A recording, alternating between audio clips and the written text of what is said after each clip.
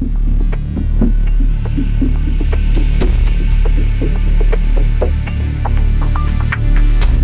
welcome to everyone. Welcome from all the different areas of the world.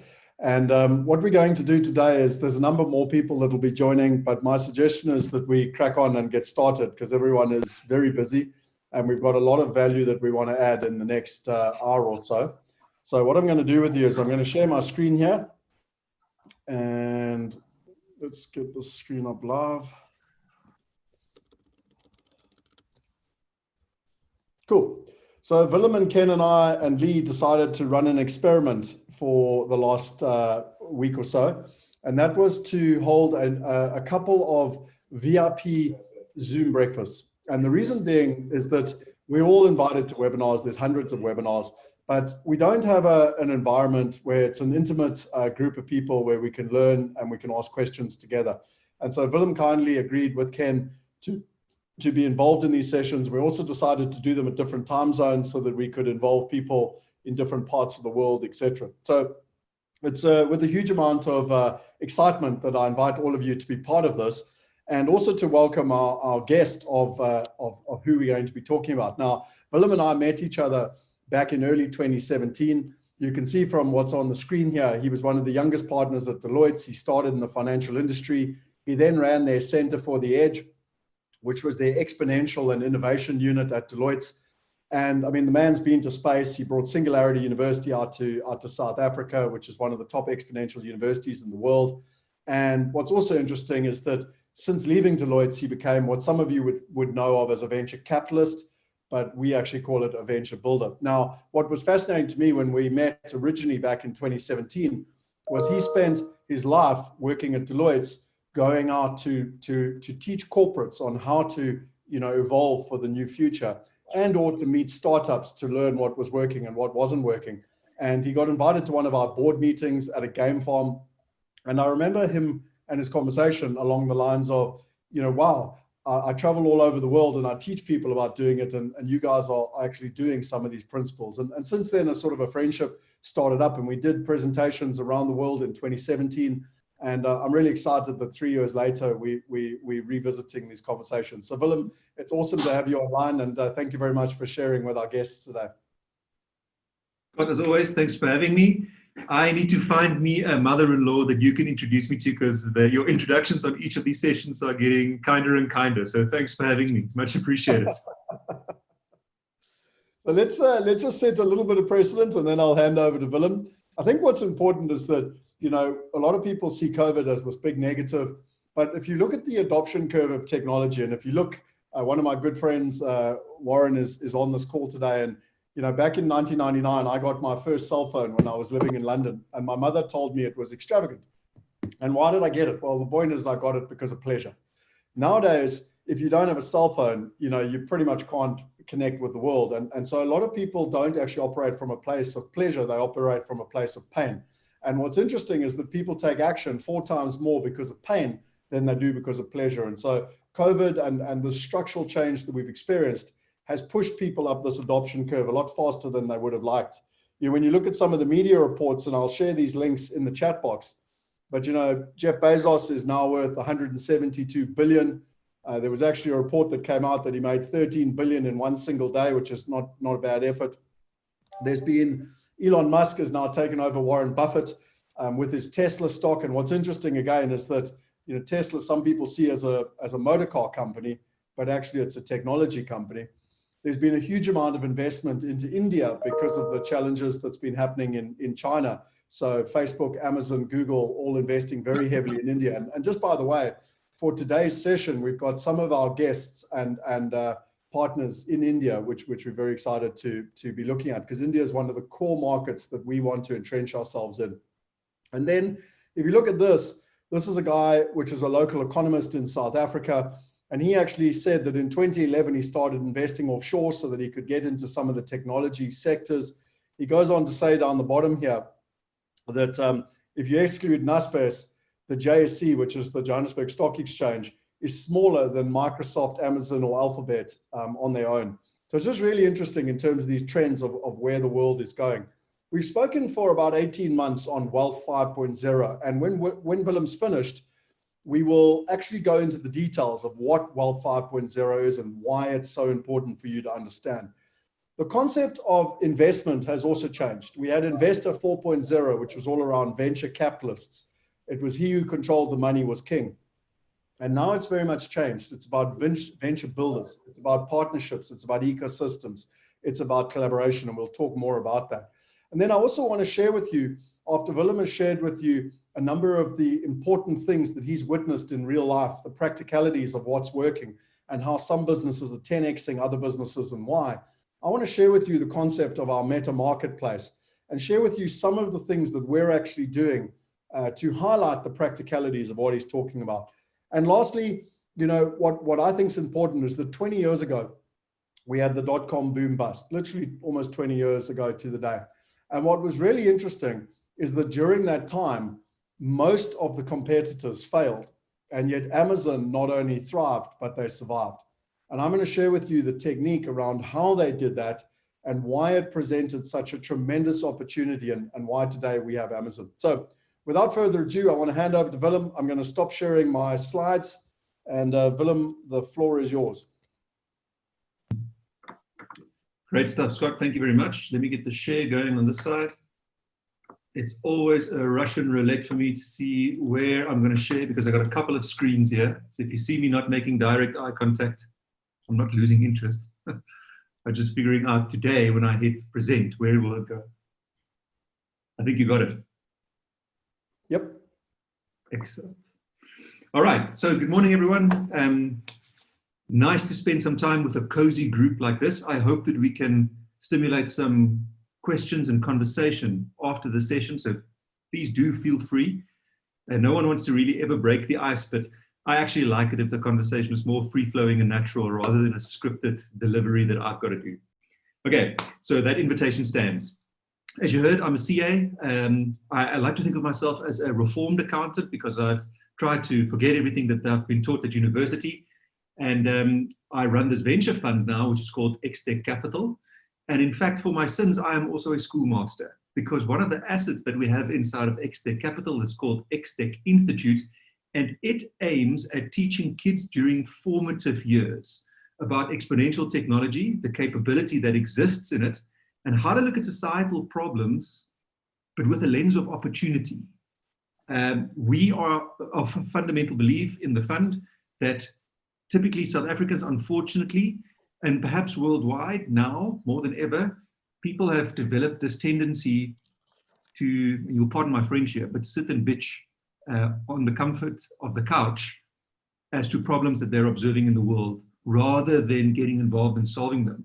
And if you just flip your lens a little bit, those issues where people are complaining about, where there are lots of complainants, are actually flags that there's a business opportunity that's sitting behind the complaining. Because if someone can solve for it profitably, well, then the buyers have already articulated their presence. So there's a market.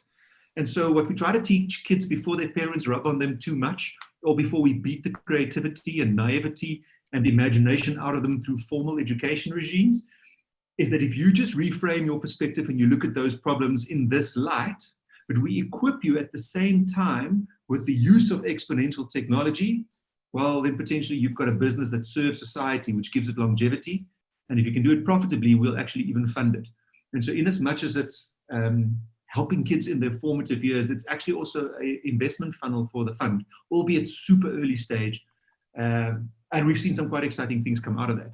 Now, ironically, a lot of the kids that we've taught in this program that we run have got parents that are on C-suites. And when the kid goes home and talks about nanotech and AI and machine learning, the parents get all riled up. Remember that we've been doing this sort of since 2014, right? So early days when no one knew what AI was. And it turns out that these boards, these parents are on boards, and they sit in legacy organizations that suffer inertia and know that they need to innovate, but don't know how, don't know where to put the budget and some such. And actually then Extech Institute started also helping large corporations. So we've got a lot of the JSE and Fortune 500 companies that we've helped to do transformation from legacy into exponential. And so I was asked by Scott to come share some of these observations and learnings, which I've done today. But bear in mind that I don't follow a textbook per se. So it was tough for me to say, well, what do I do exactly? Because my game is very intuitive and you've got to kind of adjust in the moment. And so what I have teased out is I think that there are three issues or components rather of playing in this space. And I'm by no means advocating that this is the be all and end all. I'm hoping even actually that after our sharing of content today, that there's something that I can maybe learn, because I know that knowledge bases are imperfect and no one knows everything. So I share this in as much as giving as hoping to receive. So please feel free to disagree with me and challenge the stuff that I say. But in the main, I think the three components are science, luck, and perspective. And I want to start with perspective, because perspective matters. It determines how you engage this planet and issues such as A, seeing societal issues to complain about, or B, societal issues that are being complained about are huge opportunities, to the example that I've alluded to. And now, interestingly, when I work with XTech Institute and typically company boards, I find that there are, in the main, about a handful of personas or perspective sets that I see people have. First is you're a hostage. So in the board scenario, this is someone who doesn't want to be there, but there's roll call or there's a board minutes. And so attendance is going to be notarized. And as a consequence of not wanting to be there, but being forced to be there, they feel caged in. There's a bit of animosity. I can normally see it on the body language when I walk in, and they're the hostage. In a private life situation, the hostage could be, I suppose, manifested through someone that maybe inside of a COVID space is experiencing some economic turmoil. And this individual didn't necessarily apply time towards generating alternative options, and so feels cornered. And of course, also then a hostage. The hostage perspective does something to how you engage the world. Sometimes desperation, so making bad choices because of this fear of being cornered. Sometimes hostile and resistance choices, which leads opportunities to get missed rather, because you're not open to wanting to embrace them. The next one is the vacationer. This is the person who typically walks into the room and greets everyone. You can sort of see on their face that they're hoping to have a lot of fun. It's a day away from the office, a day away from work. The responsibilities are on pause a little bit. I get to reconnect with some other lacquer people, much like this morning. And so this is, I'm going to be open. I'm going to sit back and I don't necessarily do anything about this, but I'm going to sit back and relax. So the vacationer. This one is always interesting for me. This is the PhD. This person cannot wait for the Q&A session because they've read a little bit about the content that's being presented. And they cannot wait to showcase their knowledge base, recently acquired Google knowledge base. And they actually came to teach, not to learn. So we see them sometimes. Many a CTO has fallen in this category before. And then this one is always fun for me to see as well. The cheerleader, super enthusiastic, high energy, big smile, totally clueless. No idea as to what the strategy is or even how we're going to execute on that strategy, but gung-ho, part of the team. And then this one is interesting because people look at it and they wonder, what is it? And then I would ordinarily ask, what do you think you're looking at? And a lot of people, perhaps with the COVID backdrop, will say, oh, that's a virus because it looks like a biological thing. And to those people, I say, and if you were one of them this morning, that's cool. You are so wrong that you're almost right again.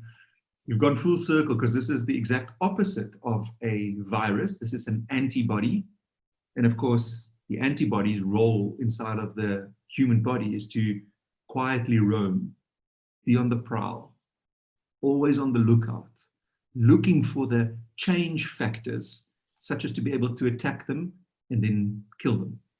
And in a boardroom, we all know who this person is. Problem is you don't see that person, obviously, because they don't have it written on their forehead, but they're all for the decisions being made. But when it comes to implementation, and perhaps this touches their profit and loss statement or the area over which they have control, then that loss of control or the threat thereof causes them to actually bureaucratically, red tape wise, politically, perhaps with a squeeze on the finances, somehow they find a way to seek out this innovation and kill it. And depending on which one of these perspectives you are, there are pros and cons to each of them, by the way, your engagement with the world will change. And I show you the next picture as an example of how perspective caused some to die and some to thrive.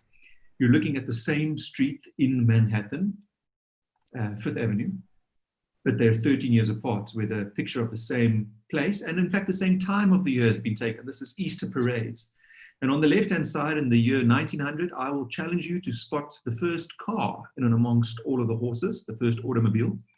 And then 13 years later, I'll challenge you to find a horse still in and amongst the cars. And of course, what I'm showing you while you're looking for where is it, is that within 13 years, the transport and logistics industry had undergone fundamental revolution. The surfaces of the road had changed. And if you think about it, just stand back with me for a second. The horse, which was the cardinal element of transport and logistics, was an animal that was alive, that we fed water and food, but also carried sugar treats with us, such as to treat the animal. We gave it a name, we combed it, we cried when it died. And to exchange that as the logistics variable that we bank on, with all that emotive connection to it, to a series of essentially controlled explosions in a glass and metal box, that's quite a big change. Of course, over 13 years, it doesn't feel so big because we have time to get used to it. But if I fast forwarded that process to a couple of months, well, then I think there might have been a hell of a lot more antibodies, perhaps just in reaction. And so there's the car, there is the last horse, probably. If you think about it also today, you can't drive your horse down a main road. You'll need special, I suppose, collaboration from the traffic authorities. And if you keep it at your house, you have to have a permit for it. And if you want to have more than one horse at your home, you have to have it rezoned because of the evolution of the health and safety ordinances and regulation. So a lot has changed. And then I ask you to do this with me. Let's pretend we are a player in the value chain of transport and logistics. And let's say that we are saddle makers. We make saddles for all those horses on the left-hand side. And we see the first car come by. What do you think our reactions are? And what do you think well, today, obviously our reaction might be different, but what do you think in those days, the saddle makers, bearing in mind that they've got a factory somewhere with people working there, they're busy making saddles right now. And here comes a car in and amongst all of these horses. Now the car, of course, is not a technology in itself. The car is a convergence of a series of technologies: combustion engine, assembly line, and formulation of the petroleum industry. And so when you saw the first car, what was the reaction? Oh, that's interesting. There's not really a market for this. The horses are too deeply entrenched. There are a series of possible reactions that they could have had to the car, but then also to those underlying technologies when they were peaking out and they were disaggregated in their peak. They showed their face at different times in human history. And did we pay attention to them then? And what was our perspective around learning about them then? And then the convergence in the car, and then the millionth car, and then of course today. And you can see that there are different perspectives that would have benefited people differently because a lot of those saddle makers are now out of business. They carried on with product innovation around better saddles, saddles for passengers, saddles for cargo, saddles for long distance, lightweight saddles for racing. And so the innovation was always within the bubble that they had experience in. Never bigger to say, oh, wow, we better get into car upholstery or some of the other aspects associated with this new innovation. And in there lies the rub. All right, now, you've heard me say it a couple of times, technology, and exponential technologies. And normally when I walk into a room, I would ask, by my count, there are 16 exponential technologies in this world. I've already actually named a couple of them this morning. And let me ask you, I'm going to do it with you, on a piece of paper or on your notes on your laptop, write down the number 1, 2, 3, 4, 5, 6, all the way to 16 vertically. I'm going to do that with you quickly. We're going to take 30 seconds for this. 4, 5, 6, 7, 8, 9, 10, 11, 12, 13, 14, 15, 16. Now, by the way, I normally do this. Someone's not on mute. If I could just ask you to hit the mute button there on your laptop, thanks. I always do this with people doing this function alone, because often we hide behind the unanimity of a group. But these technologies are impacting our businesses, in other words, our livelihoods, as well as our private lives, which I'm going to illustrate to you in a sec. And so if they're that fundamental, there's no group hiding. We actually should be able to list them by ourselves. So now, from number 1 to 60, see if you can list them. I've already given you AI. You can't walk anywhere with someone giving you 3 paragraphs and somewhere the word AI didn't feature, specifically in your financial services. So colloquially, we know about it. I'll test how well you know about it and what it can do and where to apply it. But AI is the first one. Let's see how many you can name. Just quickly write them down. Write as many as you can. Give you a second or so to do this. I'm doing it with you, by the way.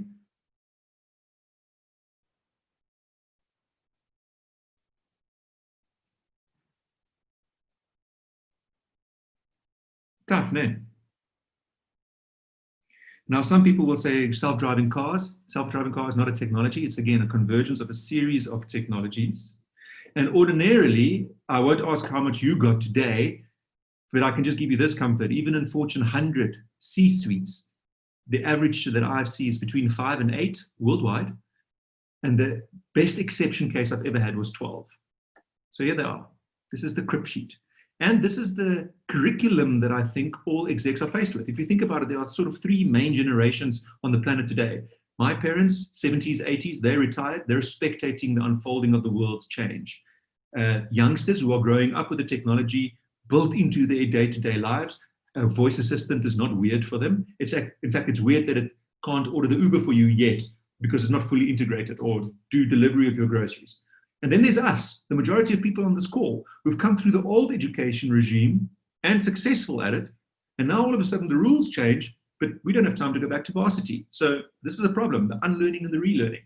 Now, what I think constitutes the curriculum are the following things, and I'm going to put the names there for you. First one is nanotech, often also referred to as advanced materials. So this is engineering and particles at a nano scale. And the things that we can do both from a bio perspective as well as a manufacturing perspective are next level. I'll give some examples. Quantum computing, which fundamentally reforms security and private security from a digital perspective in the world. AI, which everyone knows about, but if I stop you and ask, okay, which one of the 4 types of AI, people sit back and think, what do you mean there's more than one type of AI? Yes. And then there's about 36 components that make up the build of an AI, depending on which one of the 4 you have and where you want to apply it. So it's easy to talk about and to call out these names, but hell, if you can't get into the substance of it, then how are you going to apply it? Never mind converge it, never mind seize opportunities that come our way as these forces cause disruption. And then also, outside of yourself, if you've got teams in your organizations, how can we expect them to innovate, given that we can't even name the 16, let alone talk in substance about what they are? The next one, machine learning, extended reality, of which I've got an example today, robotics, digital biology or digitized biology. One of my favorite ones, space, drones, energy, blockchain, cryptography or cryptocurrency as an application thereof, Internet of Things, so gazillions of sensors that all in real time connect to the internet and collect and share data. 3D printing, sometimes also called additive manufacturing, and then crowd. But there's 2 under crowdsourcing as well as crowdfunding. And each one of them individually interesting, and which where futurists make money with talks where they charge you per hour to tell you about nanotech, or they charge you per hour to tell you about AI. But of course, the convergence, much like the car was a convergence, that era that offers opportunity. And you can imagine now if all 16 of these technologies are converging, the kind of chaos and therefore opportunity sets that they will create, or threats, depending on your perspective. Why do I call them exponential technologies? Let me share some research with you. First, this is a snail. Garden variety, it moves. We've tested this literally to visualize that. We've tested the moving of a snail and we found it to be 0.047 kilometers per hour.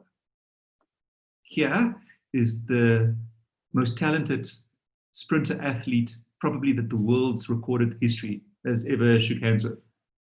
You might hear my German Shepherd go off now because there is a swimming pool pump. Let's just see if he's going to do this today. And he lets the neighborhood know that there's a problem. Water is coming out of the wall. It looks like today he's behaving. All right, apologies for that. Best athlete in the world, recorded history. Usain Bolt, 9.58 over 100 meters, and that translates to somewhere between 42 and 43 kilometers per hour. Juxtapose that to the snail.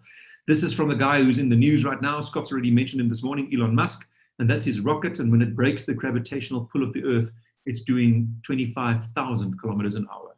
I warned you that I am a chartered accountant, so I can never escape the vortex of Excel. It follows me everywhere. And let's look at some math. Basic math, really. If the snail moves on its starting point at 0.047 kilometers an hour, and I double that pace, tell the snail you can double your pace, it will do 0.094. It's a 100% increase, but the absolute value is so low, it's almost not visually recognizable. If I let it double again, it goes to 0.188, and then again it goes to 0.376, and by now you're bored looking at this snail, which is hardly noticeable on how it's picking up pace. But then, of course, as things progress, you get to the 10th iteration. Well, now it's overtaken Usain Bolt. You get to the 19th iteration, it's keeping up with Elon Musk's rocket.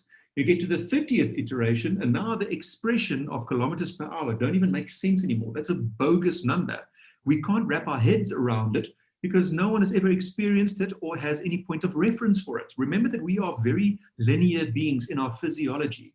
Our brains kind of is like our supercomputer.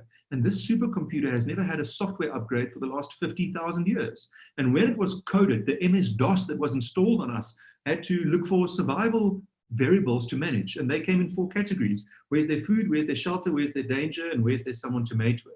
And if you appropriately manage those 4 variables in a linear world with our linear software in our heads, we survived. And if you didn't, you were out of the gene pool. And almost inexplicably, we have created this very complex, exponential, fast-moving world all around us. But as a being, we haven't necessarily adapted to it. And so there's this incongruence, which is why when I say to you, imagine 100 kilometers an hour, you can do that because you've driven it. If I say to you, imagine 200 kilometers an hour, you can imagine the guy in the BMW that overtook you on the freeway, driving like a schmuck. So, sorry to the BMW drivers. You can imagine that. You can imagine what 1,000 kilometers an hour looks like in an airplane, but 50 million? Hell, even if you express it in kilometers per minute or kilometers per second, it still doesn't make sense. And that is the disconnect between our linear way of thinking and programming, which isn't anyone's fault. It's just how we were engineered, and this exponential world, which we have inadvertently engineered. And now, how do you deal with this? Because, ladies and gents, we are the first generation of humans ever to undergo an era in which not only these 16 exponential technologies are all more or less simultaneously starting to mature, so overtaking Usain Bolt in my snail metaphor, but they're also starting to converge. And now we've got a virus as a multiplier that's probably leapfrogged the year somewhere between the world, somewhere between 5 and 10 years in the space of a couple of weeks. So this is a problem. Now everyone is out of roadmaps. We've never been here collectively, ever. However, we have seen, by virtue of looking at some of the early signs, what this evolution in a framework could look like.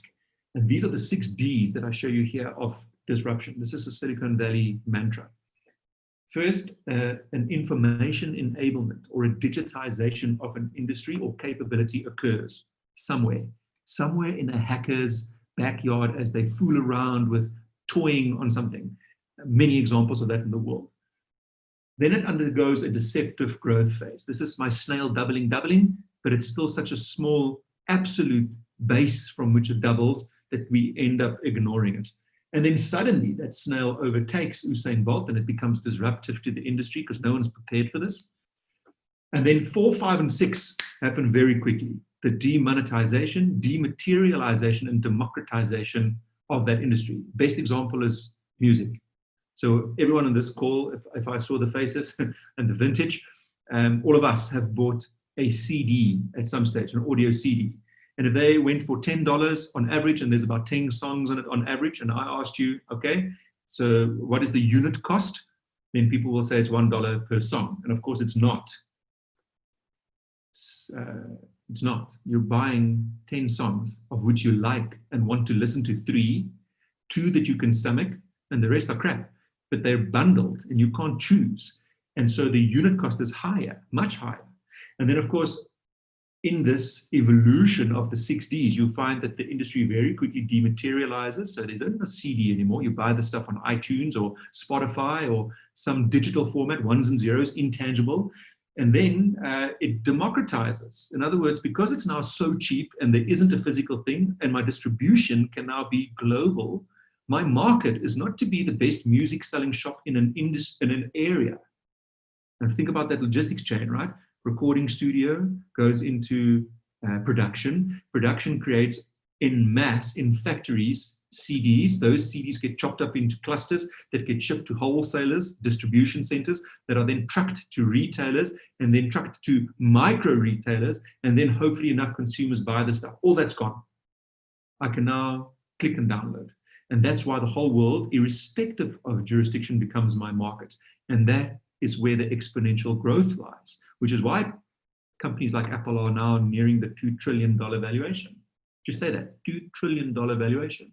It's because they've got this global reach in a demonetized, dematerialized, and democratized marketplace.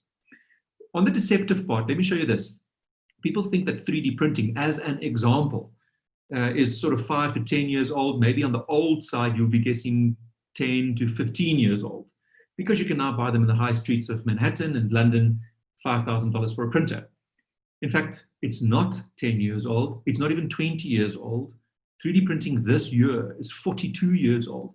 And I'm showing you the first 3D printer, which was a percolator. And instead of coffee and water at the top, these hackers, these enthusiasts and hobbyists in their backyard went away from the rule book of the manual of this device and stuck polymers or plastic into the top, and they printed a red blob over the space of a week. Okay, that's 0.047 kilometers an hour. That's a snail. The next year, they could print 2 blobs in a week. The year thereafter, they could auto print it in green or in blue. And then the year thereafter, well, it was a blob and a square, and people tuned out. And now, through the evolution of this technology maturing, it's almost at the disruptive space where there are some very micro over here and very macro applications, and then also starting to touch our personal lives in terms of skeletal reconstruction. I'm going to give you some examples of this. In the same way, every single person today is engaging this conversation through a device that has a screen. And here is, again, a young enthusiast, hobbyist, or hacker, depending on what cool terminology we want to use, that's given rise to an idea that evolved deceptively over time. There's an HTC or an Oculus, whatever that is. That is an Oculus Rift.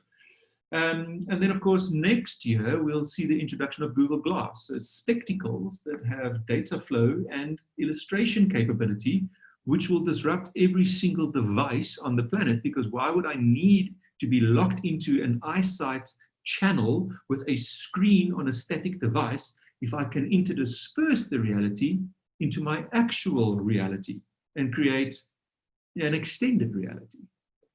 Let's look at some of the business models behind some of this stuff, because tech is novel, but let's look at the commercial aspect.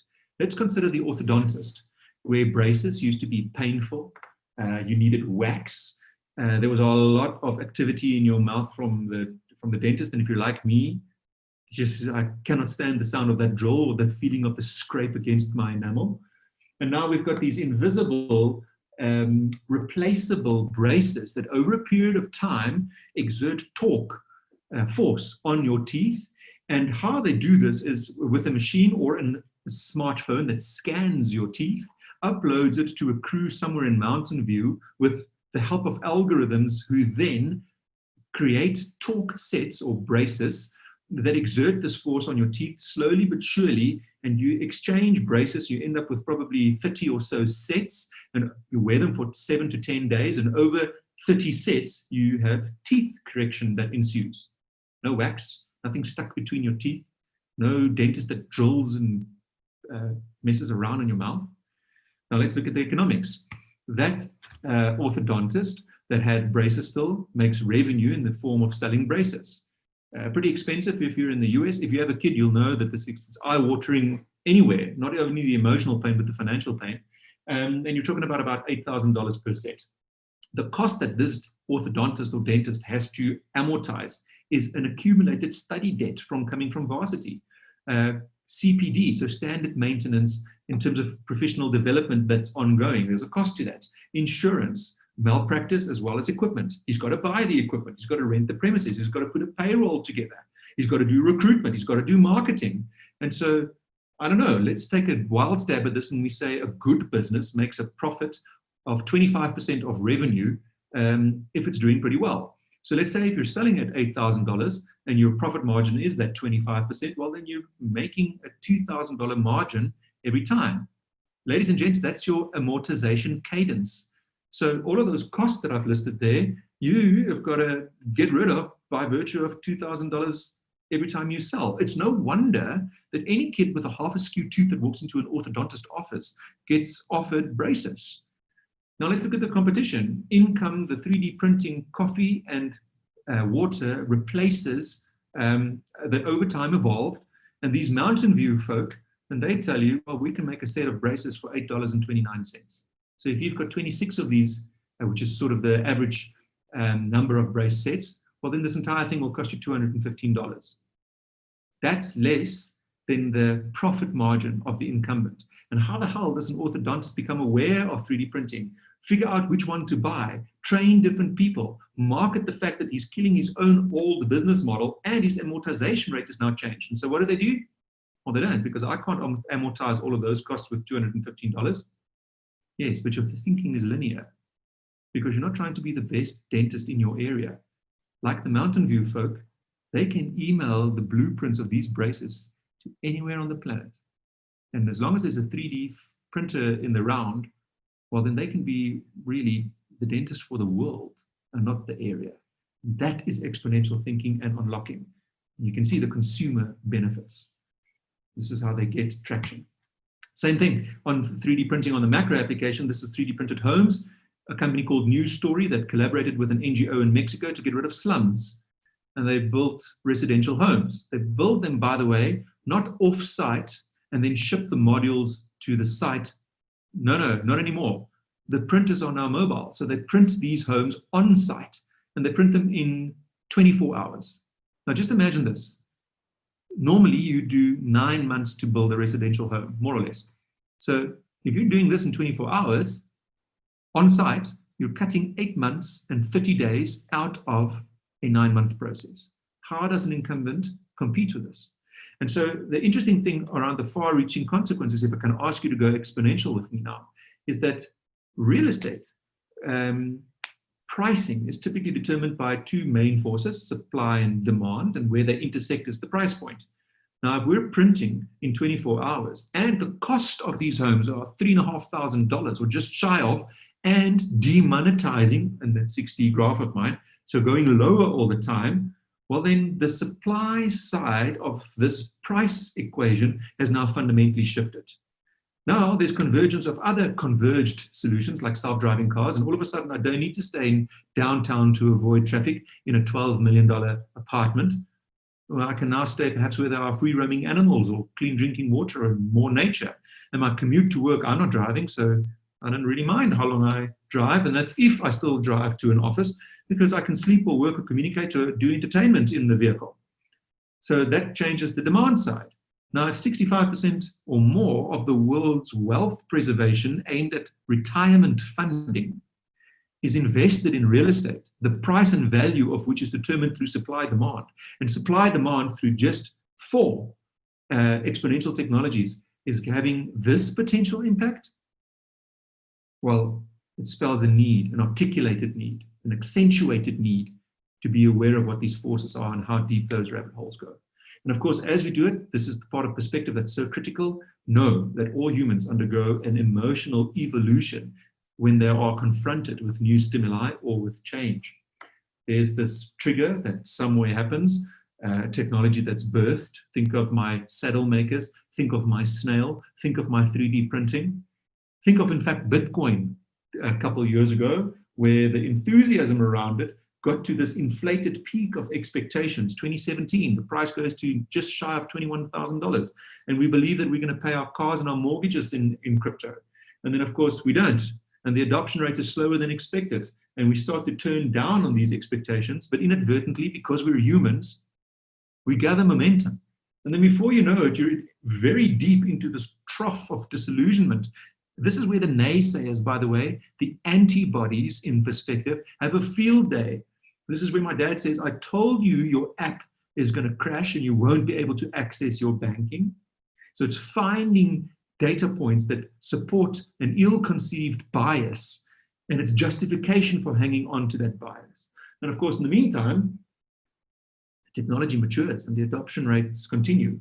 But as our maturity ensues, we start to differentiate between use cases and business cases. Business cases being sustainable and use cases being novel. And we start to delineate between the two, and more capital investment goes into the business case scenario, which drives adoption and ultimately change to market. So what you can see here, there was 21,000. This was $3,000 when the price crashed. And this morning it was at 12,000. I think the peak was 12,100. Best performing asset, ironically, of the year, perhaps other than Tesla. And so the question is, how do we shortcut ourselves from learning about it and then getting into a mature state, rather than riding this roller coaster, which on both ends might cause either excessive risk or missed opportunities? Perspective matters. Let's talk about the two other components just real quick. Let's talk about the science of venture building. There's no science. There isn't. If there was a textbook of how to do this and get rich, everyone would be rich. It doesn't exist. But there are some trends, again, which you can tease out. This is the golden equation of venturing. 110-1. 100 people talk about an idea. 10 actually make companies and do something about it. They go into action where there's a commercial endeavor. And 1 of the 10 succeeds. This is sort of a global venturing accepted ratio. Let's focus on these, because there's an old thinking that a venture capitalist has a portfolio of 20 assets. 2 will make it, 3 or 4 will be okay, and the rest are going to lose money. But the 1 or 2 that really make it hit the lights out. They 100x, and that compensates for the losses that you incur on the dud assets. Okay, so let's take this ratio then, and we say if 110-1 is true, on average, let's focus on this 9 and figure out why they fail. Because if there's something that we can manage in that, well, then we can exponentially increase our exponential returns. Now let's look at this. Turns out that there's a cluster of 7 for which we can articulate on a pattern why they fail. 2 are anomalies. They fail for weirdness. Weird reasons, we don't know. Totally random.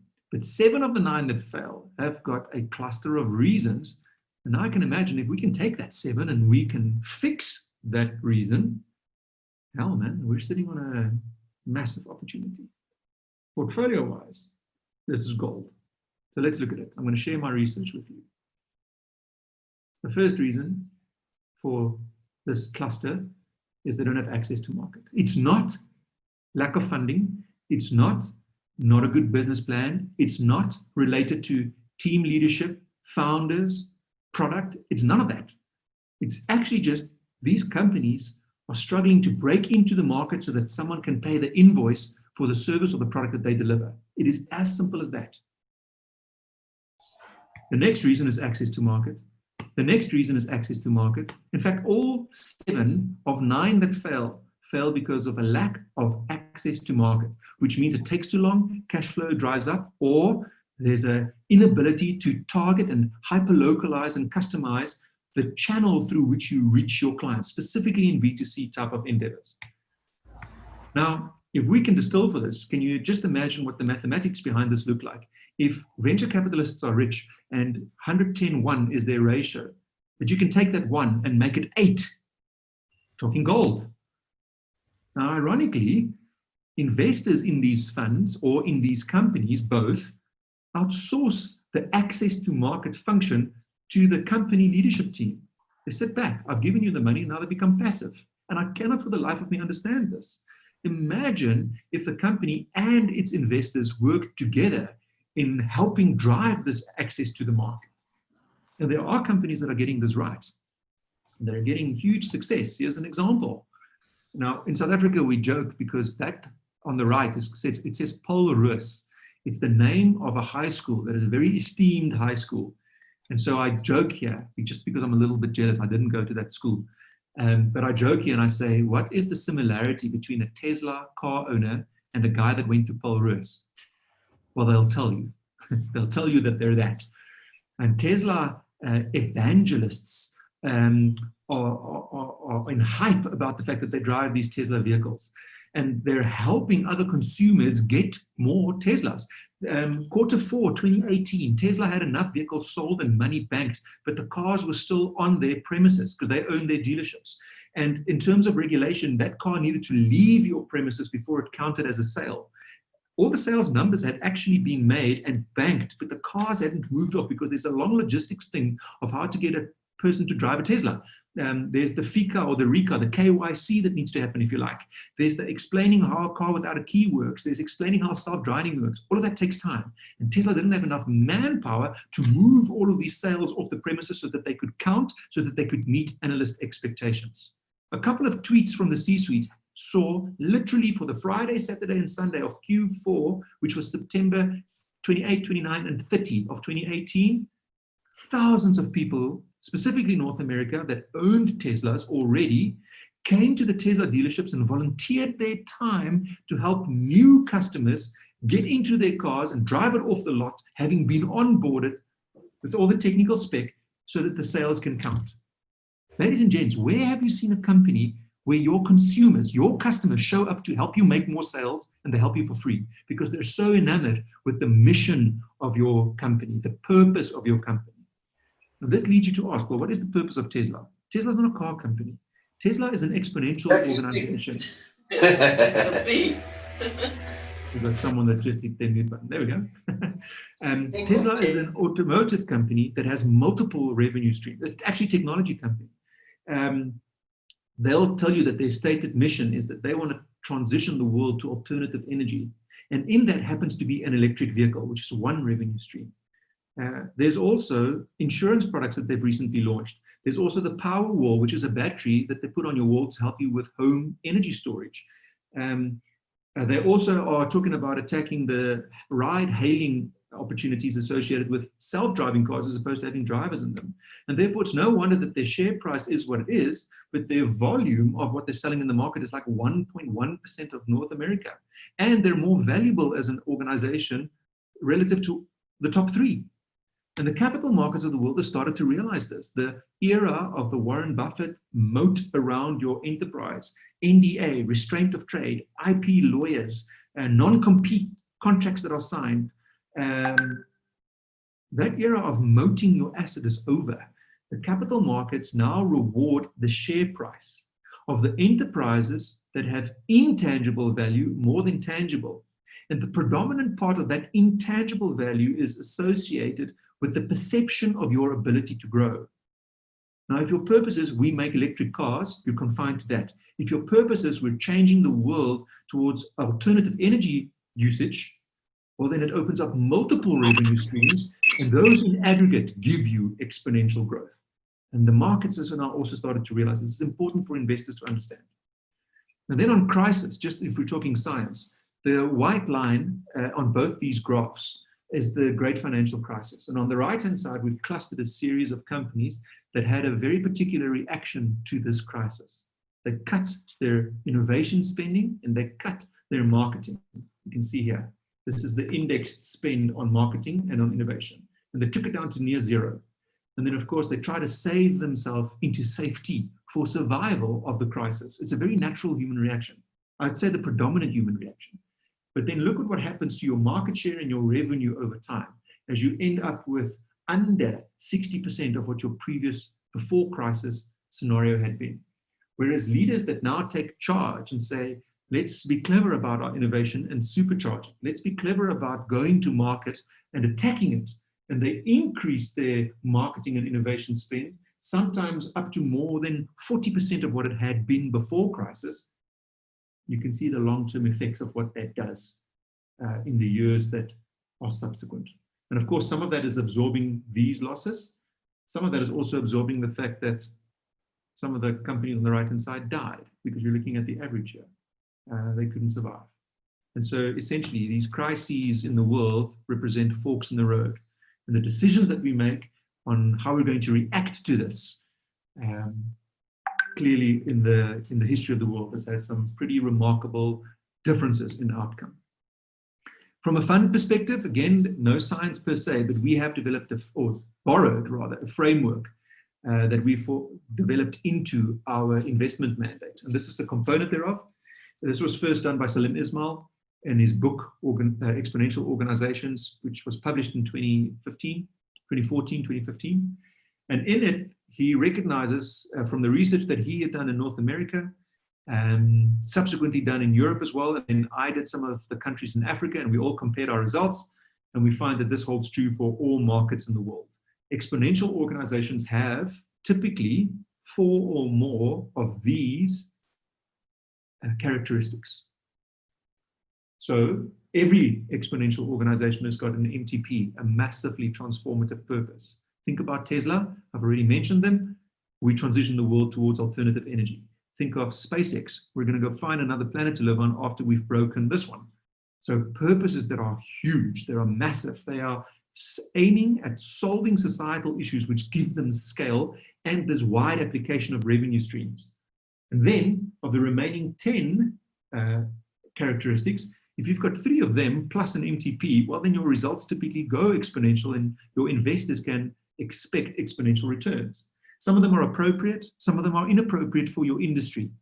If you're a defense force, you don't want to give the generals experimentation and autonomy. Hell, can you imagine that? Let's see what happens if we invade North Korea. That's not smart. Do you want to give those attributes structurally in your organization to the weapons development department? Yes, because that's how we make better weapons. I don't have to ask for permission to try something, and I try stuff all the time, and failure is accepted.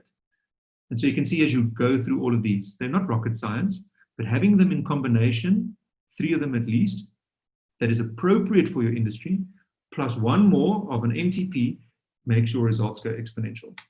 Scott will share this with you at the end. There's an online thing that survey that if you hover your smartphone camera over this, will link you to that page. And we ask you for your details so we can email you back your results.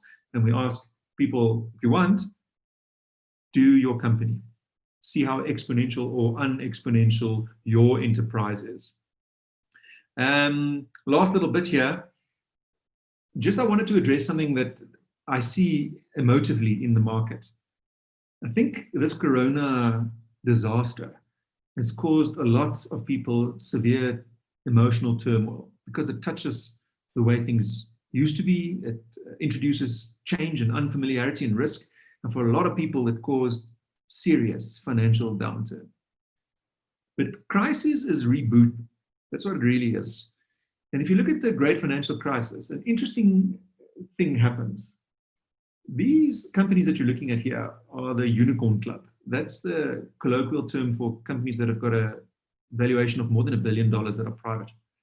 And if you look at where the founders and the leadership teams from those companies come from, they typically came from enterprises that suffered retrenchment or collapse in the great financial crisis or right-sizing. And so talented individuals with some energy in them that are networked and with an enthusiasm around a particular purpose found themselves at a crossroads to say, well, maybe now is time to rewrite the rules of my life. And so out of crisis, more often than not, comes massive opportunity, again, depending on what science you apply and the perspective that you choose to adopt. The last one is luck. This slide is empty because there's no such thing as luck. Luck is when opportunity meets preparation. I think coronavirus, together with exponential technologies, is shaping opportunity. How we choose to prepare to capitalize on this opportunity will ultimately determine how lucky we are, or unlucky if we don't. So without any more from me, I'm going to hand back to Scott and say, I don't wish people luck. I will rather wish you an abundance of opportunity and a maturity in how you prepare around it. And Scott, with that, I am done. Can I give back to you, and then we can perhaps engage on this a bit at the end.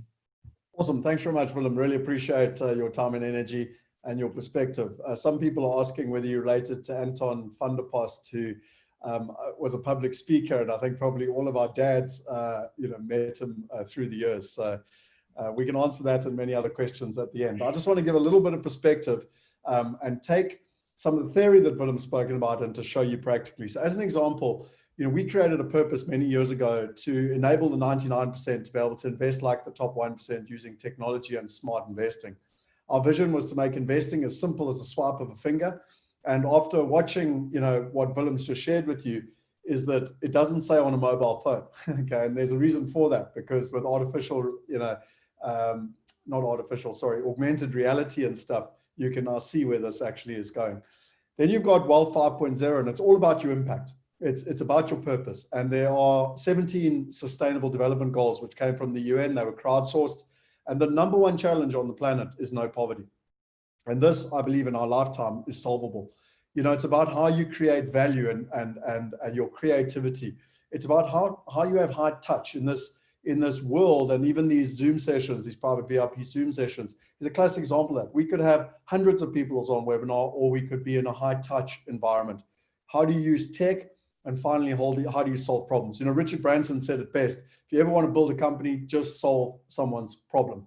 And I think wealth and people getting access to wealth and ultimately creating freedom in their lives and being in control of their finances is the greatest, or certainly one of the greatest challenges for the majority of the world's population. It's why we created the wealth movement. And so really, when we look at our purpose, we give ourselves a 10 out of 10 here, because when you've got an MTP, it really drives everything. It drives your community, it drives your partners, it even drives your investors and your team members. It's been an absolutely amazing gift. And it was to create a better and more sustainable planet for all. Then you look at interfaces, and it's really interesting because we've now got multiple interfaces, where people can go and invest and build their own portfolios, whether it's in real estate, whether it's in diversified product. Just to show you here, we launched last week Women in Wealth. So if you go here, you can basically go into the marketplace, and this can be specifically focused on women. But if I go into diversified products, I can go in and have a completely unique and different experience. So it's all about interfaces and this hyper focus. We give ourselves an 8 out of 10. Experimentation is so interesting. Digital marketing is where the world's going, but it's all about hyper focus. It's not about spray and pray. And we've actually got one of our partnerships is with one of the, I don't know what you call it, but investor companies that Willem actually invested in, called OfferNet, that does digital marketing and all through automation and machine data and everything else. Now we give ourselves a 7 out of 10 there, because if you look at it and the complicated algorithms, what's so interesting here is the reason it's only a 7 out of 10 is that it's only something we've really embarked on in the last 12 months. And through experimentation, we're learning what's working, learning what's not working. But what's so interesting is that it's a scientific formula, and once you get it right, it's completely scalable. In terms of community and crowd, this is really what we've built our company on. We've got 870 plus shareholders from 42 countries around the world. We created the Wealth Collaborative Economy back in 2015. And, we've got WhatsApp groups, we've got live meetups, we do weekends away. And really where I see this going is that you're going to have localized groups and global groups, very much like a TEDx and the main TED events with all these hyper-focused groups, but achieving an overall purpose.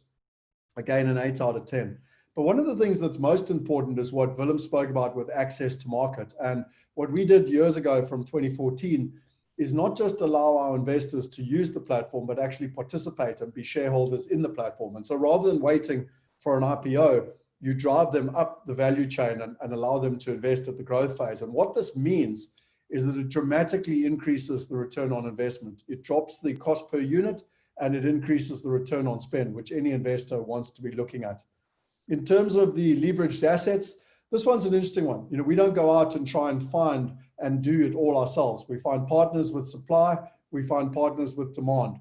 On the banking environment, we partnered with Lemonway, where they are one of the largest, the largest in Europe, a digital wallet provider backed by the top 5 European banks, protected by European law, and we merely integrated with them. So again, engagement is really important. And then finally, the one that we're probably the lowest in is engagement and actually working within the community. And funny enough, Willem and I had nearly a 2-hour session on this just last night, because as a community company and B2C, this is one of the areas where we really need to focus. Now, the frustrating thing for me is we've built out a lot of the look and feel, the investor clubs, the badges, the whole way of creating gamification and engagement. but we just haven't had the firepower and the tech team to be able to make it happen. And so conceptually we're there, but we're not actually executing on it, which is why it's only a 3 out of 10. So you can see the overall model in terms of how we feel about the organization as an EXO. Now, in terms of strategy, we always believed that there would be an entry level, a wealth create, a $0 to $1,000. Then there'd be a mid-market, a wealth migrate, $1,000 to $100,000. And then there's the ultra high net worth, the high net worth, which is the $100,000 plus. And really for us, it's all built around an ecosystem of the platform, which sits in the middle, which is powered by wealth. So if you take Investec as an example, who's one of the partners we're talking with at the moment, they can have a fully functioning platform powered by wealth. And if you take what OfferNet's offering with regards to this hyper-focused client with segmentation and niches, it really allows us to go to where the world is going. It's no longer just about trying to be the everything store like Amazon. You actually got to have that hyper focus. So in the center, you've got a platform, you've got global marketplaces, and you've got local marketplaces. It's all part of our global wealth group. On the top left, you've got real estate. Top right, you've got diversified products. Bottom left, you've got genres. And bottom right, you've got community. So we started with Migrate. That was a global real estate marketplace. We got the Wealth University going and the Wealth Movement that were both community building. We then did a private equity for Genius U. We then got Cashbox up and going. We got Zuza, which is a UK-based marketplace. We got the Enterprise Development Property Fund, which is a big BE consortium in South Africa. We have launched in the last month the Wealth Diversification Marketplace. We're launching in the next 2 weeks, in fact, next week, with OfferNet Private Wealth, which will be the ultra high net worth solution. We've got Sapin launching soon. We've got Investec. We've got Calio, which we agreed just yesterday. And then in the next month or so, we're going to be launching Wealth SA, which is the localized South African solution. Now, I know there's a bunch of people here that are on from India and from South Africa. And we're looking for partners to make this a reality, because with time, we should be having Wealth India, Wealth Brazil, Wealth Australia, etc. Then we've got genres, millennials and wealth. We've got women and wealth. We've got Sharia compliance and wealth. And then one day when the regulation's right, we can even get Wealth Create going, where people can literally invest from $1. This is all a reality. Everything you're seeing has been built and can literally be launched. What we're really looking for now is the commercialization and the teams. What's so interesting is that when you look at the teams, as Amazon, Jeff Bezos said, you want teams that can eat 2 pizzas basically and really have that hyper focus. So you can just see the look and feel. And then really, where's the opportunity? Well, as I said to you 20 years ago, if you invested $10,000 pre-IPO in Amazon, today it'd be worth $12 million. And to be honest, probably quite a lot more, because I did this pre-COVID and it's changed quite a lot in the last 4 months. But what people don't realize is that in the dot-com boom bust, their share price went from $76 to $6, and it went sideways for 5 years. And if people invested at that time, $10,000 is worth $152 million. Now, it doesn't really matter whether my maths is, because it would actually be more than that now based on what's happened with COVID. What's important though is what they did and how they did it. They really focused on being a platform business. They raised a convertible debt. So where all of their competitors were literally trying to survive, like Willem showed, and or going out of business, they really spent money on innovation and marketing and growing their business. And what that did is that they borrowed at 6.9% and they gave very flexible conversion terms. And that allowed them to really grow the platform business and to support other businesses along with becoming their own biggest customer. So 20 years later, we're literally copying the exact same concept. We are providing a convertible debt with 7 to 10% interest on a 5-year term. And ultimately what it's for is we've got $5 million of total raise that we're doing, $2 million in equity, $2 million in debt, $3 million in equity. And why we're doing it is strategic acquisitions and commercial acceleration of the business within an ecosystem. The aim is to 10x the metrics and to dramatically grow the path to $100 million IPO. The returns are based on the size of the investment.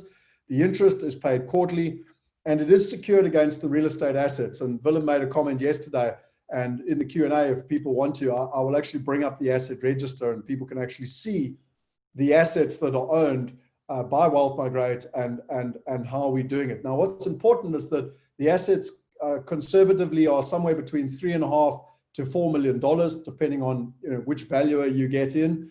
And that's why we only made it 2 million, so that there's plenty of cover, or a 50% loan to value, whichever way you look at it. In terms of where we're at with COVID, I think that what Willem said in terms of where the world is, it's ripe for opportunity. People are looking for infrastructure. Local and global entrepreneurs and institutions are looking for the very infrastructure we've got to target their niche markets. And that'll allow us to exponentially grow the meta marketplace. And so we're very much emulating the concept of a venture builder, going after entrepreneurs and institutions that really want to build their business within an ecosystem, ultimately becoming an incubation hub for marketplaces. And I'm really excited to say that we've agreed with Willem to become an advisor to the board to help us with this process. I mean, he's been on this journey of a venture builder, and between him and Ken Williams, we really want to accelerate this opportunity now. And that's where, with the end in mind, of doing a dual listing and ultimately growing the value of the business to $500 million in 5 years and $1 billion within the 7 years. Now, lastly, what's important is that every acquisition or strategic partner that comes on will not only grow their own revenue and profitability, but it'll also grow the meta marketplace. So it's a completely win-win ecosystem, and that's the way to thrive in terms of where the world is going. So the opportunity lies where at a silver level, which is a $25,000 investment, it's a 7% interest and a 3% discount on the current share price. So what's quite important, imagine being able to lock in the Amazon share price, but only pay for it in 5 years. The gold is 100,000 with a 7% discount, and the platinum is 250,000 with Class A, which are the top shares, and a 12% discount. And then finally, just in terms of the notes, it converts in 5 years. It's a 5-year investment. We're going to keep 24 months of the interest in the bank to ensure that the income is protected. We're protecting the capital against the real estate assets, and we're offering preferential terms for the first 500,000 and for our current wealth partners. And then the last question we get asked all the time, where's the money going? Well, 48% is going into the investment of the platform and continuing to grow the CapEx in the platform, 24% into the digital products, branding and marketing, 18% into the OpEx and rolling out the human capacity behind the meta marketplace, and 10% into compliance and corporate governance. And so just in terms of the next steps, there is actually, because I'm very conscious of people's time, there is actually a landing page that you can go to where you can watch a video, you can download a fact sheet, which is everything we've just explained. You can go and read all about it. You can watch a video on what other shareholders have said, and ultimately you can set up a one-to-one meeting, because this is something that where people want to be able to talk one-to-one. And/or you can speak to Ken or myself or one of our wealth consultants. You can actually go to the platform. What's really interesting is that as a platform company, we'd be a bit amiss if we weren't offering the solution on a platform. So if you go to our wealth diversification marketplace, it's all backed by, not backed, but on the principle of Ray Dalio. The most important thing is diversify across currencies, countries, and assets. And if you log in here now, you can actually go in and actually see all the different products. And as an example, the convertible debt is here in the marketplace, along with real estate assets. I mean, this is a $3 billion company, absolutely trophy asset. And the beauty now is you can build your own portfolio. And then finally, you've got, if you want to contact Lee, and Lee's actually on this call, our head of community, she can reach out. And then Willem also mentioned the test. And I would highly recommend, doing the Exponential EXO test. I do have a PDF version, but Willem's informed me that my version is linear and has fallen behind in terms of the latest test. So I would recommend doing the online version. And all you do is you scan the QR code, and you'll be able to go directly to the listing. So that was all from my side. I am conscious of people's time. Everyone's time is extremely, extremely valuable. What I would like to ask quickly is that one of our partners, Ken Williams, has joined us. Now, Ken is a wealth partner. He comes from an investment banking background, more than 20 years in London. And Ken, I know that from your perspective as a wealth partner who invested and have been quite close to the group, including working with Willem as far back as 2017 when we launched in the UK with you, you had some things that you wanted to share just around where the company is, where the world is, and where you see us going. Thanks, Scott. Good morning, everyone. I just, just to put this all in perspective, as I say, an investment banker, I did some 85 transactions over the last 20 years here in the UK in public markets, raising just under $8 billion for those companies. And really, when I got to the sort of the end of my time and career in the city and started looking at non-executive directorships, one of the things that I found was that Fintech was moving, or financial guys were moving into sort of the Fintech space. I've got a property partnership down in the southeast, and I met Scott, and this really sounded like a very interesting idea for me. So, having spoken to Scott, I ended up investing in the business. But just want to tell you about what's happened in terms of my perception of what's gone on in this business for the last sort of 3-4 years. Basically, firstly, the business has done $600 million in deals through the platform. It's got members in 152 countries. It's got investors from 62 countries. I think the accolade there is that the business has only ever marketed in 2 countries. So, people from the other 60 countries have found the website and actually invested themselves.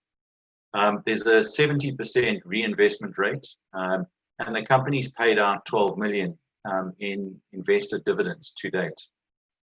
A couple of weeks ago, the business, and I'm going to do this backwards chronologically. So the business received a worldwide finance award for the best real estate investment platform for 2020 from Acquisition International publication. The year before that, 19, they got a top Chinese prop tech award. In 17 and 18, top 3 place in African Fintech awards, and as early as 16, a top 50 KPMG Global Fintech award. Now, what is the platform actually done? Well, it's this global platform solution, and for me, the most significant thing here is global authorization was required. That in itself is no mean feat. I mean, the person that's protected the most globally by any country is the retail investor. So the company's achieved a global authorization through a fund. This enabled the onboarding of a straight-through payment solution in Lemonway. Lemonway in Europe is the largest of its kind, with its French protectorate, EU regs. It's got 1,400 websites that utilize it, 200 crowdfunding platforms, and 5 million end-to-end customer accounts. What did this enable? Well, this enabled us to do transactions. They holding client money, which they do, they regulated to do, KYC, and then straight through processing of transactions. It means we don't have to have people sitting processing transactions.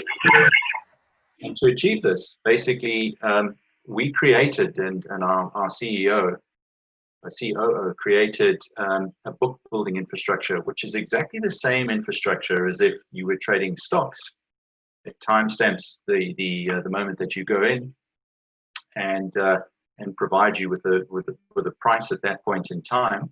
But what that meant is all of this could be done automatically. So if you invest $10 or $10 million, the timing is the same and the cost is the same. And so this automatically became universally applicable for financial instruments. So we were raising equity in properties.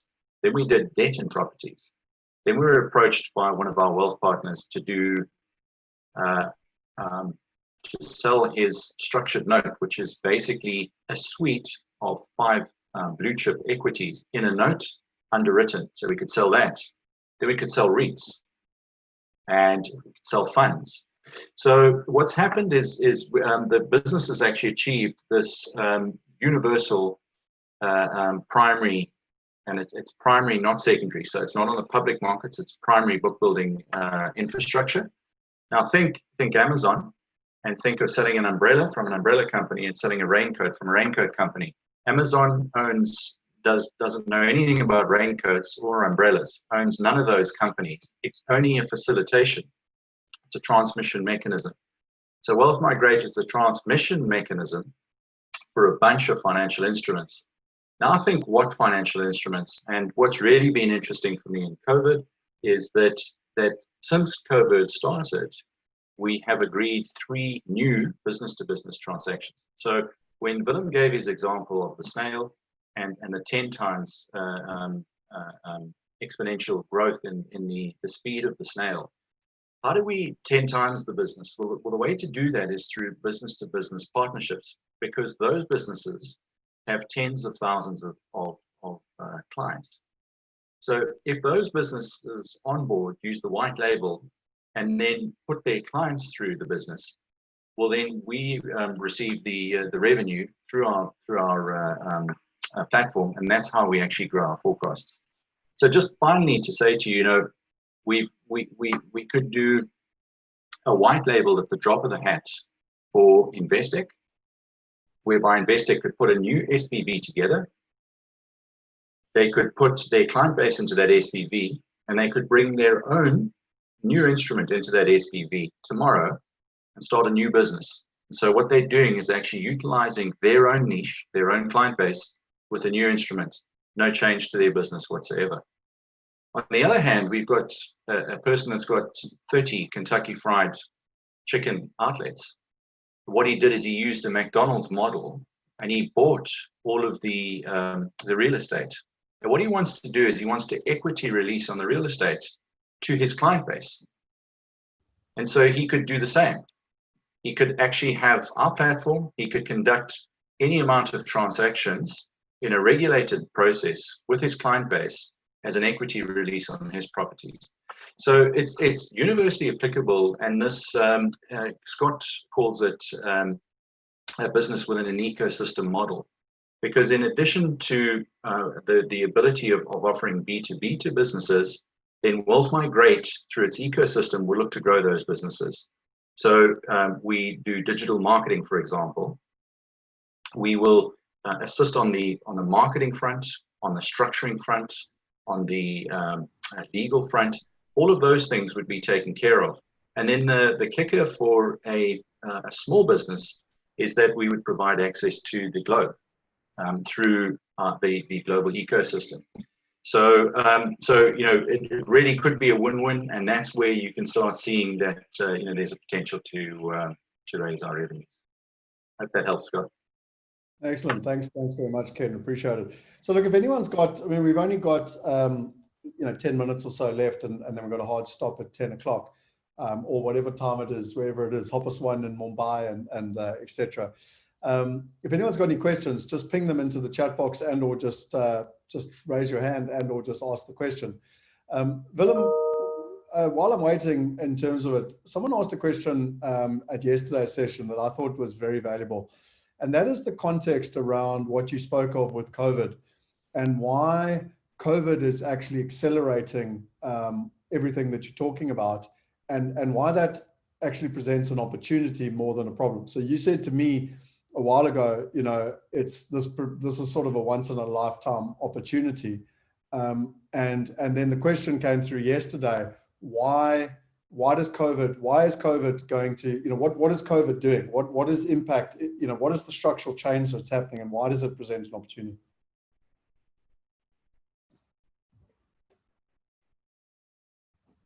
Look, it's macro force stuff. So if you think about consumers suddenly, rapidly stopping going to shopping malls, save perhaps some essential goods, but they still have articulated need that now can't be serviced through bricks and mortar, I think the consumer found him and herself in a very digitized world very quickly. We know that internet proliferation all over the world is picking up. You were talking about the reshuffling of the top 10 richest people. I saw that Mukesh Ambani, who's putting all his chips into communications infrastructure, is now also rapidly climbing that ladder. And at the same time, the number 5 guy, again, Elon Musk, is hitching a ride for communication satellites every time he sends a rocket into space. He did one again, in fact, it is now 5 days ago, where a ride was hitched for about 30 more satellites, and he's now got just shy of 600 of them. And the idea, he calls this endeavor Starlink. The idea of Starlink is that it would cover every single square inch of the planet with 5G or greater internet connectivity. And you could typically then call the whole world your market, 8 billion people, and you could probably do it for $1 a person a month. So you're making an $8 billion a month business that gives people connectivity. So now think of that. Smartphone proliferation is on the up. Almost everyone's got a smartphone now. You have cheaper data costs everywhere, and now this Starlink and the Ambani race is probably going to dematerialize and demonetize that data cost as well. You've got 3 billion more people coming online, helping to solve societal problems, but they're also shopping. Now, at the same time, millions of companies found themselves with lockdown, where consumers all of a sudden were forced, if they weren't already in the digital procurement space or buying space. And so that added volume there. And you actually saw on the published strategies of C-suites, where digitization, that perhaps was a top 20 priority for like half of the bourses all over the world, has become a top 3 priority for 95% of listed enterprises. So the capital and the political willpower behind digitization has been supercharged. Okay, stand back. Millions of companies doing e-commerce, billions of consumers and growing, with small screens and small attention spans, but always connected, wanting to buy stuff. I think this fast forwarding of the digitized world is presenting massive opportunity. And he who seizes it, by the way, from a fund perspective, in terms of seizing, we see that first mover of a successful exponential adoption gets 60% of the market, second mover gets 30%, and everyone else fights for the last 10%. And I think this first mover digitization space of helping consumers connect to people that want to sell them stuff is an opportunity of a lifetime. And why I said that to you is because I see your platform business enabling other businesses to utilize platform technology that they don't have to develop, they don't have to go through all the trouble of recruiting people. They just want to do the thing that they do well, which is operate a marketplace. And you're giving them a digital way of doing that. And if you give that to 10 or 15, even as small as that, I think you could be one of those first successful movers. And that's why I think this is a crisis, yes, but hell, man, it's like the perfect storm. Well, it's interesting because Ian Hawthorne has said, yeah, I see COVID as a reset of the worldwide financial economy, opening up huge opportunities, which I think, stimulates what you're just saying there, Willem. I know Ian personally, and so I'm not surprised that he says that, because he's always been a guy that harbors perspective in my combination of things that I think that are important of a healthy nature. So yeah, Ian, I agree, full on. So what I suggest then is, what's the time there? My suggestion is, if anyone else has any questions, I'm going to conclude, and then I'm going to just ask for a closing comment from Ken and from Willem. If anyone doesn't have any questions. So I've got my screen here, and I want to just share with you a conclusion. The first thing I would highly recommend is doing that test. I've been doing that test for as long as I've known about it. I think it was 2014 or 2015, I can't remember. And I've also got my team to do it. I got my board to do it. In fact, funny enough, Willem and I were talking about it last night. It's time for our board and our team to do it again, because even if you get naught, it still helps you know and make better decisions in terms of what an EXO organization is thinking. So highly, highly recommend doing the test, whether you want to do it for yourself, for your business, or share it with others. And as I said, Willem's given you the updated online one. I had the PDF version, so clearly I've got to up my game. In terms of why do people become shareholders or part of our wealth community? The first thing is they want to make profit. We are all here to build a business and to create value. And the idea is to 10x people's investments. We want to build a global community. It's one of the things that I'm so excited about, is that, being able to learn, grow, and invest with like-minded people. And it's incredible how people engage and bring new people, and how 1 + 1 can equal 10. And then finally, people that want to be purposeful. We don't only want to, it mustn't all be about profit and only profit. It must be about profit and purpose. And our purpose is very clear on what we want to achieve on the planet. And as Willem said, you know, the definition of luck is when preparation meets opportunity. I actually believe that we've been preparing. I've been preparing for 20 years for this. We as a company have been preparing for 10 years for this. And now this perfect storm has arrived, and we've built a boat. We are out at sea, and we are ready to take on the perfect storm and to, you know, provide a tremendous opportunity. So, you know, my closing comment, my closing thought is that Peter Diamandis says the world's biggest problems are the world's biggest opportunities. And, you know, solving the wealth gap and income inequality and accessibility to quality investments without all the middlemen and cutting all the costs is one of the greatest opportunities on the planet, because it's one of the greatest problems on the planet. So whether, you know, from my perspective, I leave you with a closing thought, and that's that there's an African proverb: if you want to go fast, go alone. If you want to go far, go together. And for all of you that we really value and appreciate your time, and we wanted to thank you for being part of this. I want to thank Willem, I want to thank Ken, and we want to invite you on a journey, because we want to go far together and, you know, build a very valuable business and in turn solve one of the greatest challenges on the planet. So that's all from me. Closing comment from you, Ken? I don't think I can add much, Scott, just to say thank you very much for all of those that attended. Great to see our most appreciated people on here, like Ian Hawthorne. Really nice to see Labi Habil on here again. I haven't touched base with you for a while, Labi. I hope you and your family are happy and safe. And thank you for joining us. Willem, closing thoughts?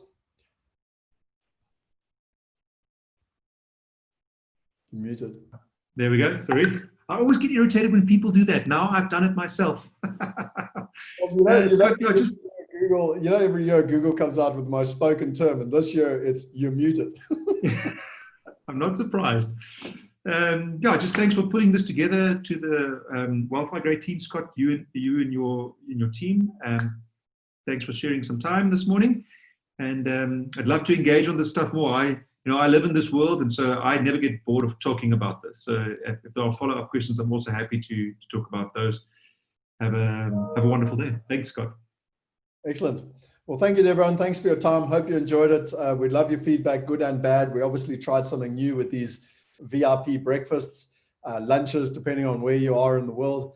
And if you think there's other ways that we can add more value, please reach out to us and let us know how we can add more value to you, and ultimately make the meta marketplace a reality with you, so that we can, you know, as I said, achieve a long-term goal together. Thanks, everyone. Have an awesome day. Cheers.